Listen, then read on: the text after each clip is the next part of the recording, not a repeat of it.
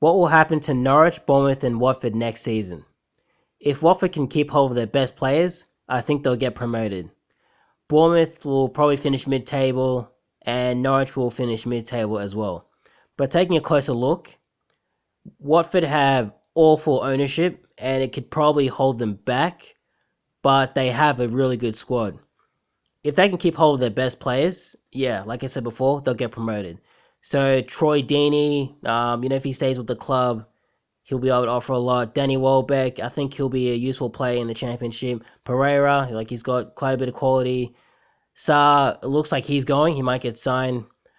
Doucouré, these are good players. Will Hughes, Messina, decent defensively. Dawson, Cabasele.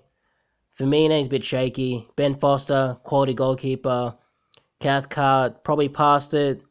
Gomez, I think he can do a job cleverly. And all these other guys. Andre Gray has been a big disappointment in the Premier League. I thought he would have done a lot better. His first season in the Premier League with Burnley, he scored about 9 goals, but since then he hasn't been able to replicate that kind of form. But maybe he could do a job in the Championship.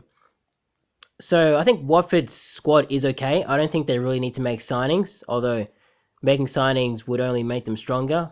But I think this squad like this could probably get promoted. Looking at Norwich next, their squad's looking real thin. But I'm not really sure about their squad. Like, I know they performed badly in the Premier League, but they did win the championship last season, so it's kind of hard to gauge where they're actually at.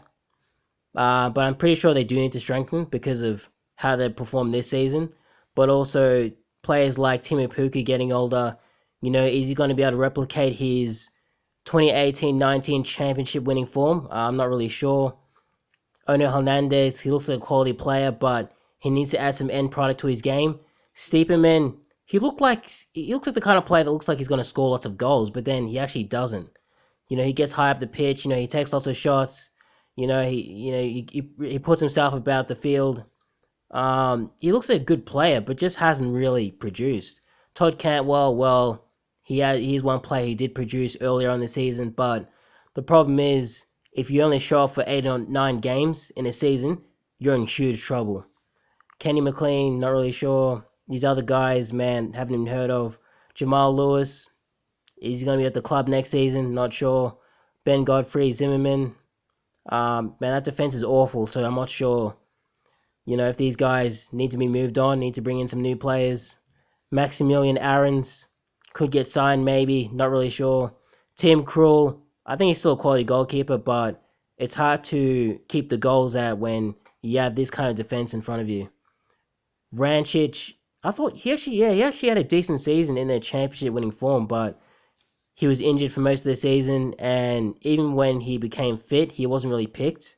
So, not really sure what's going to happen with him. So, a really, really thin squad that needs some addressing in the summer if they're looking to actually get promoted again or whatever.